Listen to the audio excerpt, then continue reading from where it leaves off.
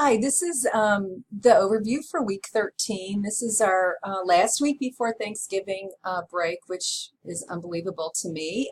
You'll notice that we have been changing the due dates for your discussion, so I will be expecting to review those today, Monday, to see your responses. So you should be receiving some feedback. I'll go ahead and start looking today in the event that some of you completed that, but certainly devoting most of the time tomorrow to giving you feedback on that. Also, you'll notice that we posted the instructions for your storyboard, as well as there is the just-in-time tutorial on the storyboard.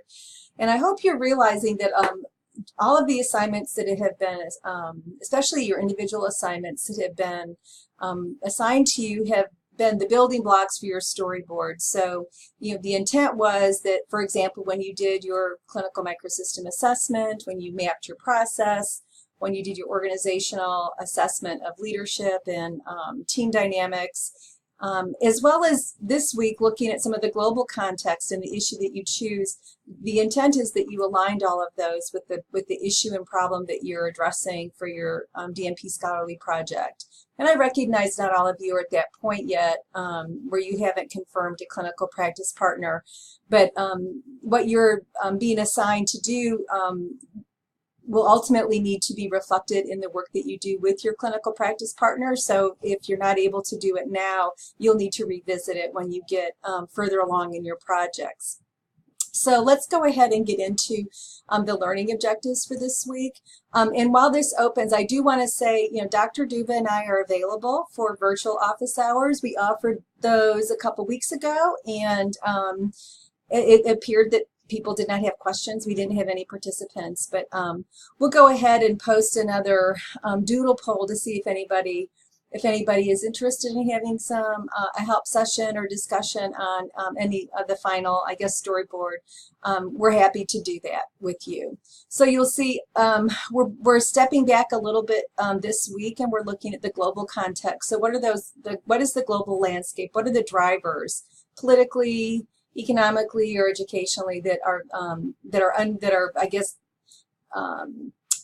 giving the incentive or giving recognition to the problem that you're interested in, or any problem in your practice area. You'll see some of the U.S. health regulations certainly are guided by the policies that we have no control over right now, right? And some of those value-based purchasing or pay for performance and how that impacts the practice environment. That is the intent, so that you'll analyze some of these macro and geopolitical system influences on regulations and initiatives that are focused on improving quality and safety, and looking at what are some of those strategies that have been put in place, and then to look at the responsibilities of clinicians and health systems in addressing those. How do we respond? How do systems respond to those drivers? And to be able to put that in framing it in the historical context, and being able to identify barriers and facilitators in your practice area. Some of you are affiliated with large macro systems, and some of you are in solo independent practices or in a consulting position. So what are the unique barriers and facilitators that you see in implementations, and what are the implications for your own practice? So those are the things that need to be reflected in your thinking on your storyboard as well. So if we go to the next slide, you'll see here the reading objectives, and it's about 30 pages. Some of the things from Don Berwick, looking at this new era in healthcare and medicine, the HRQ update on what's going on with the National Quality Strategy. And if you go to that website, there's a lot of really valuable information to kind of get a handle on what's gone on. And then a link to quality payment programs, some of the influences of that from the U.S. Department of Health and Human Services, looking at some of the Medicare information on linking quality to payment, just a overview of the policy brief. Health Affairs is a good journal if you're interested in policy and policy issues. Here's more like a blog from the hospitalist about what is looking at the impacts of value-based purchasing, and then looking at the effects of these on actual healthcare use and processes of care, and that's an integrated review. So I did give you some recommended or some other resources to consider looking at that might help if you needed more background. So let's go ahead. I think the next link goes to the VoiceThread. And that is posted for this week. And I believe I did rename it so that it'll be clear to you. So I don't need to go on that one. I see all of your slides posted here, which is awesome. I'm really looking forward to looking at those. And let's see. Okay, and then you do have the last AAA, and you'll notice in the IHI Open School modules, there are 3. The first one was due, you completed one of them in, I think in September, and one was in October, and now this is the third one. The 102 is the one that's due this week.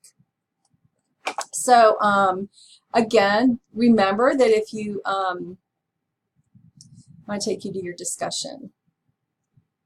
Okay. Okay, here we go. So your discussion for this week, the perspectives on global context for quality and safety, and I did change the due date for your response to each other so that you have until Monday to respond. But this is where you're looking at a past or present practice change in your specialty area that was driven by some of these global factors. Again, I'm giving you more word count for this since there are a variety of prompts.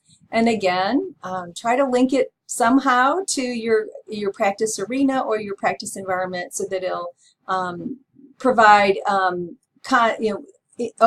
guess insight into the context for your scholarly project. So you'll see here, provide a brief overview of the regulation. So what is it? You want to be able to understand what is the geopolitical influence of this, whether it be positive or negative, and then analyzes some of those influences according to these criteria. What was the driving concern? Was there a safety concern that prompted this? Is there something in the historical context that set the stage for this regulation to go into place? Again, barriers and facilitators and implications to practice. In particular, really try to link it to your own practice, what you see in your own realm of influence. And that's where you're describing the current status of practice. How is this laid out? Policy is one thing, but to see it actually actionalized, how is it actually played out in the real world? And identify some future considerations and opportunities.